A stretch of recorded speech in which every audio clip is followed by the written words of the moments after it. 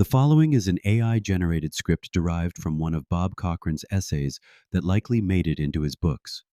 The voice is an AI approximation of Bob's voice.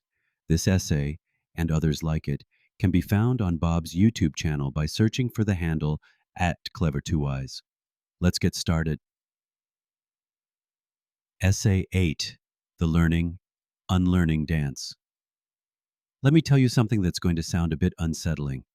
Almost everything you learned in school, church, or from that one uncle who always seemed to have the answers, yeah, it's probably only partially true, at best.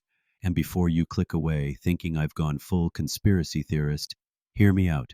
This realization might just be a game changer for you. Here's the thing I've discovered about institutions, whether we're talking science, medicine, religion, or education. They all likely started with good intentions, but somewhere along the way, like that friend who promised to split the dinner bill in half and then ordered the lobster, things got a little complicated. Special interests crept in, agendas developed, and now what we have is this weird cocktail of truth mixed with the narratives that serve someone's interests.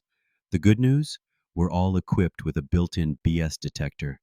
All humans have the ability to be intuitive. Some just haven't turned that faculty on. Think of it like that a gym membership you've been paying for but never use. The equipment is there. You just need to show up. Steps of the learning dance.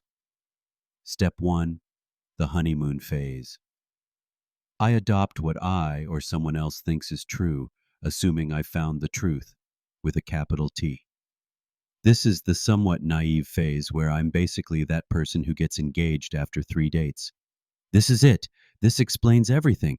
I have the answer that will never need to be questioned or improved. For the longest time, I was stuck in this one and done training wheels phase. I was so focused on being a good student that I prioritized having a safe, sociably acceptable answer over having the most correct answer. For years, I, like many others, never made it past this step or felt a need for any further steps because, let's be honest, it's comfortable there. Because of that comfort, many try to make this step permanent, a step that was never intended to be more than temporary. Step 2, the reality check. Eventually, parts of the answers I thought I knew start falling apart, like a cheap umbrella in a windstorm. I became confused, conflicted, and honestly, feeling a bit betrayed. I was reluctant to be disloyal to my teachers and their institutions, but my internal compass and values wouldn't let me ignore the cracks anymore. So, I started investigating, thinking, intuiting, and updating what I thought I knew, with that which would more resonate as truth. Going within to find the courage and self-sovereignty to replace safe, socially acceptable, but flawed answers with those that are more load-bearing can be a game changer. Eventually, my learning started coming less from others and more from my own critical thinking and intuition-assisted conclusions. That, plus aha moments from my higher self, led to answers that proved to be much more durable than the flawed ones they replaced. Those with the courage to make it to the second step discover that even it is rarely a final destination, but only yet another step in an extended upward spiral. Why? No matter how improved your new answer is, it will likely be, at best, an incomplete answer. Hence, the learning, unlearning, repeat, dance can be a seemingly endless ascending spiral. Here's where it gets really wild. Eventually, you reach a point where higher dimensional inspirations, fancy talk for really good ideas that may come from your high self or spirit guides, can no longer be verified by usual sources. Google can't help you here, folks. From that point on, intuition, not so accidental synchronicities, and divine inspiration may account for much of your continued movement up the spiral of spiritual understanding.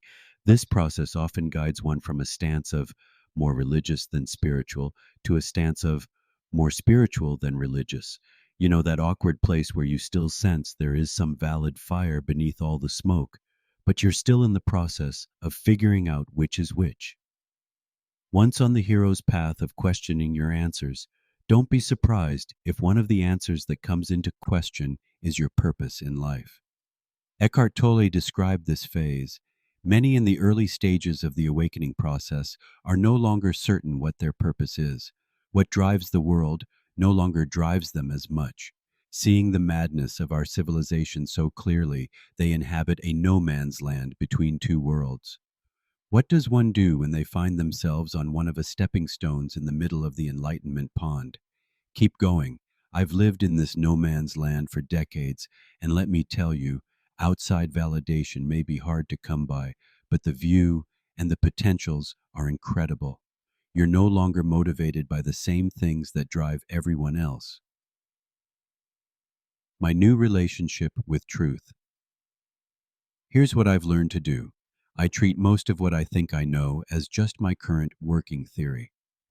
It's like being a scientist in the laboratory of my own life. I don't get married to ideas anymore. I date them for a while, see how they hold up under pressure, and if they pass the test for a considerable time, then maybe, just maybe, I'll consider promoting them to a provisional truth. But even then, I hold them lightly, because the moment you think you've got it all figured out is usually the moment when the universe shows up with a plot twist.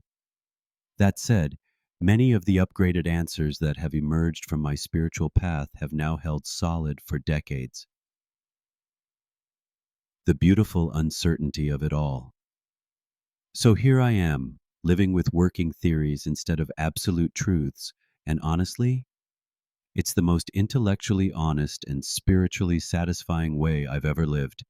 Sure, it means I can't answer many questions with unwavering certainty, but it also means I'm constantly growing, learning, and staying open to possibilities I never would have considered before.